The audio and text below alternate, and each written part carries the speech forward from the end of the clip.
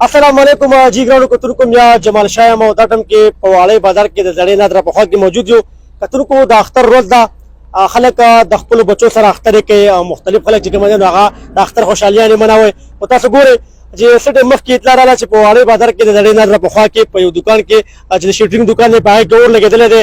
نو په هغې کې باقاعده د واړی تڼۍ چې کومه پولیس دي د ایس ایچ او ګلزمین خان په مشرۍ کې هغو باقاعده ریسکیو ته اطلاع وکړه او پر وخت چې کوم دی نو هغه ریسکیو اهلکار راورسېده په ټیم باندې. او د خوشحالۍ خبره دا ده چې زما سره په خوا کې د دوکان دغه مالک هم ولاړ دی.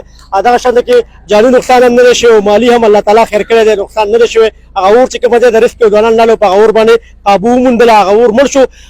کتونکو ستاینه کومه د واړی تڼۍ د پولیسو دغه شان کې د ټول بر د پولیسو د هغې سره د ریسکیو نوجوانانو، هغه نوجوانان چې هغه که سیلاب وي که زلزلې که څه آفت راشي نو هغه هلته پیش شي او خپل ځان نه زیات کوم دی نو ستړی کوي او هغه هغې کې خپل کردار ادا کوي. دوی اپریشیټ کوو. بیا نن خاص کر د اختر ورځ ده او دا داسې ورځ ده چې په دې ورځ کې خلک د خپلو میاندو سره د خویندو سره د خپلو بچو سره ناست دي او د هغې سره خوشحالي منوي. او دا خلک چې کوم دي راغلي دي اورونه مړه کوي، دغه شان کې د خلکو خدمت ته ولاړ دي، په هسپتالونو کې ولاړ دي، د روډونو باندې ولاړ دي. دوی اپریشیټ کوو، دوی له دا هم ورکوو. دوکان د مالک سره دوه خبرې کوو ځکه چې د دوکان د هغه دی او دا واقعه هغه په خپله رسېدلی دی. دغه واقعه څنګه مخې ته راغله او څه میسج ورکوئ؟ موږ خو موږ ته اطلاع وشوه رشید خان راته ویلي دی بازار کې کار کوي، نو د هغوی په واسطه سره موږ دستۍ کې رالو.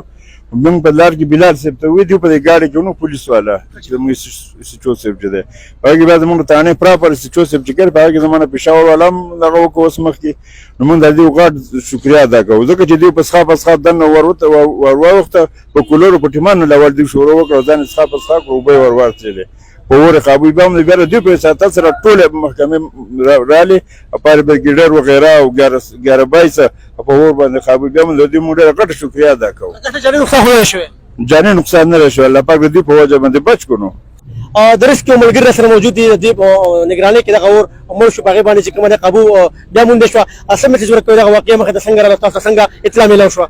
اعوذ بالله من الشیطان الرجیم، بسم الله الرحمن الرحیم. د ټول ناول خو زه د میډیا ډېر شکرګزار یم.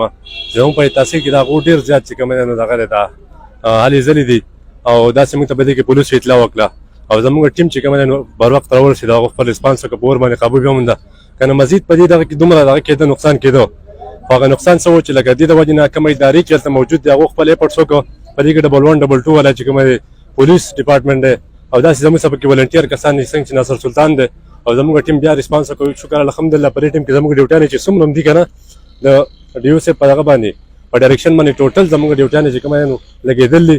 او چې څه قسم مثلا تاسو 1122 باندې کال کوئ هېڅ اټینشن مه لئ، خو اول کوشش کوئ چې 1122 ته کال کوئ په ټایم باندې، او چې څومره تاسو په ټایم باندې رسپانس وکړئ نو هغومره زموږ رسپانس کویک کړي. صحیح ده؟ ټیک ده جي. ډېره مننه.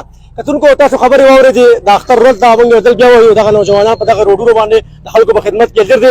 تاسو هم د پولیس سره هم تعاون وکړئ، د ریسکیو ګیارهبای سره هم تعاون وکړئ. سچو صاحب ولاړ دی، خاص کر په موټرسایکل والا کوم خلک چې بره دیر ته سیاحان راځي نو هغو ته مې درخواست دی چې په غلاره باندې راځي د پلانۍ نه ډډه وکړي، ځکه چې یو غم چې کوم دی نو هغه بیا ټول کور غمجن کړي د عمر بر. نو پکار ده چې موږ د خپلو ماشومانو باندې نظر هم وکړو، ترې نه هم وساتو او دا چې کوم عمر نوجوانانو له موږ موټرسایکل هم نه ورکوو. ډېره مننه، مهرباني.